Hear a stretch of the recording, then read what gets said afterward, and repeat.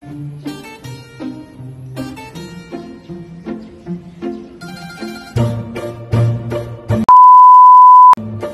araw, magandang buhay. Ako nga pala si Erica. Tawag nila sa akin dito, Ambang, isang tamad at patulog-tulog lang dito sa Canada. Pero may pangarap sa buhay, pangarap kong yumaman nang walang ginagawa. For today's video nga pala guys ay mamamalengke nga kami. Kaya tara, huwag kayong sumama.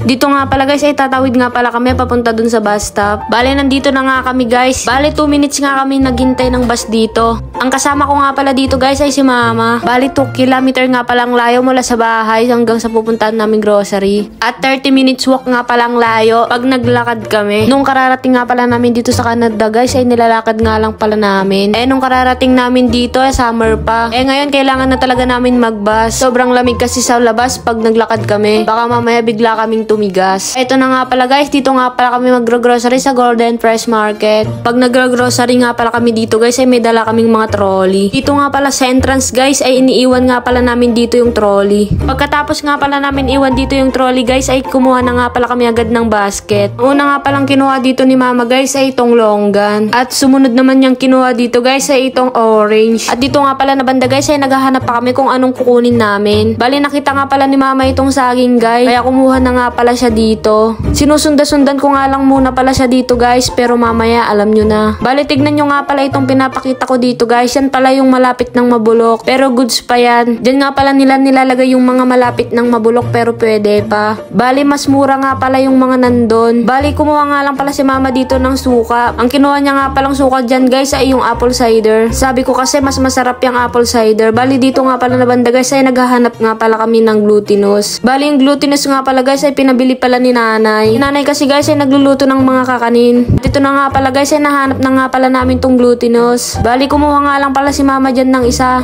Pero iniisip niya pala dito kung ito na ba yung kukunin niya. Pero sa huli kinuha niya rin. Dito nga pala na banda guys ay humiwalay na ako kay mama. Bali nung humiwalay nga pala ako kay mama guys ay pumunta nga pala ako dito para kumuha ng dahon ng saging. Pinabili nga pala ulit ni nanay ito guys. Bali yan nga pala yung pinangbabalot ni nanay guys sa mga ginagawa niyang kakanin. At pagkatapos ko nga palang kumuha dito ng dahon ng saging guys ay kumuha na nga pala ako dito ng gamot ko. Pagkatapos ko nga palang kumuha ng gamot ko dito guys ay nakita ko nga pala si mama dito sa may mga chicherya. Gahanap nga pala siya dyan ng mga piatos na maliliit pero wala siyang nahanap. Malalaki nga lang pala yung mga nandito.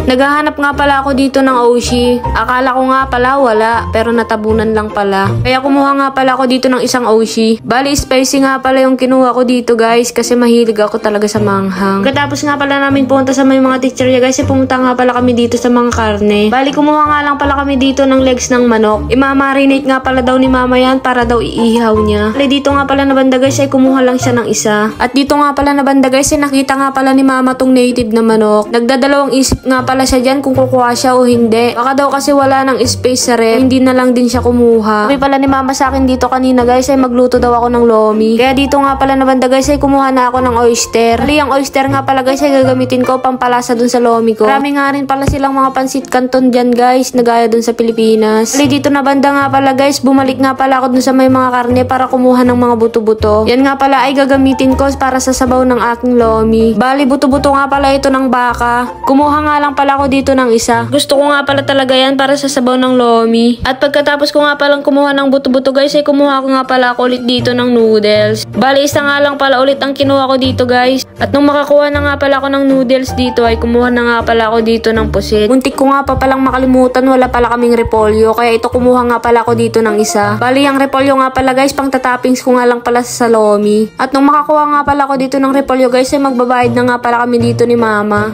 Bali dito nga pala na banda guys ay nilalagay na nga pala niya dito sa counter. Habang nilalagay niya nga pala dito guys ay pinakuha niya nga pala sa akin yung trolley.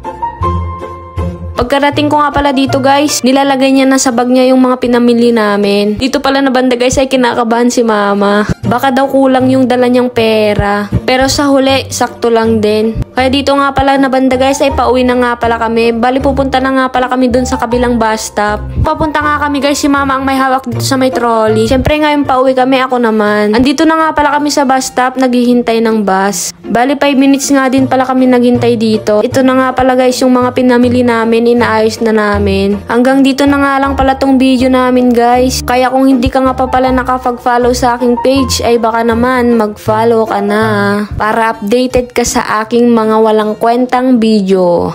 Bye!